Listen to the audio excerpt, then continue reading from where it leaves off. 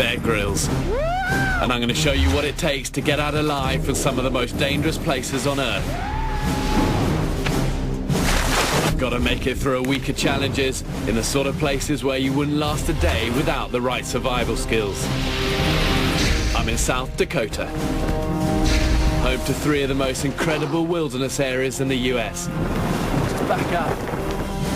The Black Hills, the Great Plains, and the barren, forbidding Badlands.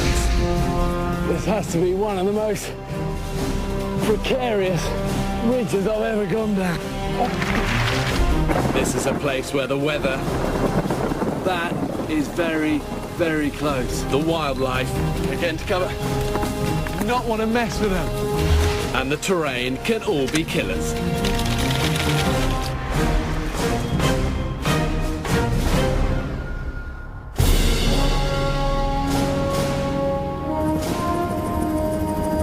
Flying over the Black Hills of South Dakota. It's over 8,000 square miles of granite mountains, forest canyons, and massive cliffs. The Lakota Native Americans gave the Black Hills their name. But from up here, it's a huge expanse of forest and jagged peaks as far as the eye can see. It's remote and it's wild. Just a spectacular landscape. Look at that. Quite an intimidating place to be. If you're going to feel small anywhere, it's out here. I've made it down in one piece and I'm ready for the next challenge.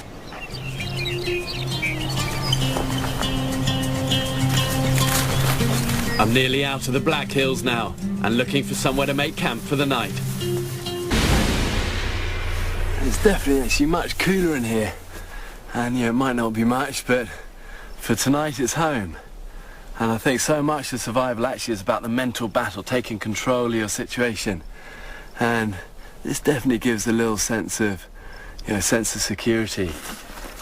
And that's an important thing. But you can't afford to be complacent. I want to go hunting, but first I need a weapon. As I do, the cameraman spots a dangerous predator. Snake down here. What? Snake? Is there?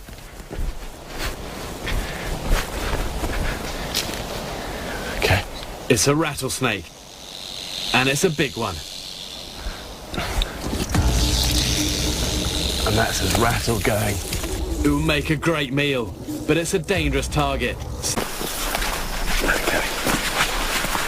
My next challenge lies in the Great Plains, 1 million square miles of grassland, stretching across 10 states. An epic landscape, every bit as tough as the Black Hills.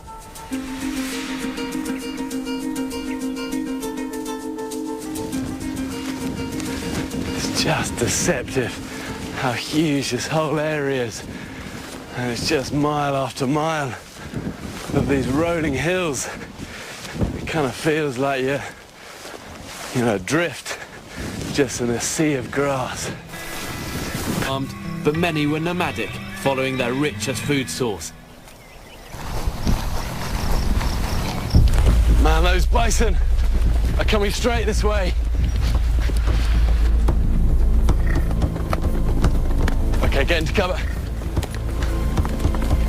These guys are fast, they run up to 30 miles an hour, 2,000 pounds in weight. Do not want to mess with them. Just keep this side. Once the stampede has subsided, I can get a little closer. But this is something you should never attempt. And look, you see, they herd quite well.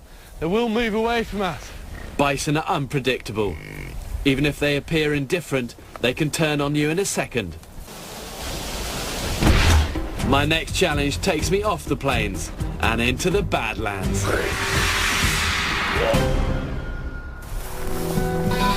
I'm heading to the place where the South Dakota prairie stops dead and the Badlands begin. Man, look at this place. And it's literally like the Great Plains just drop off and disappear into this. And this is what they call the Badlands.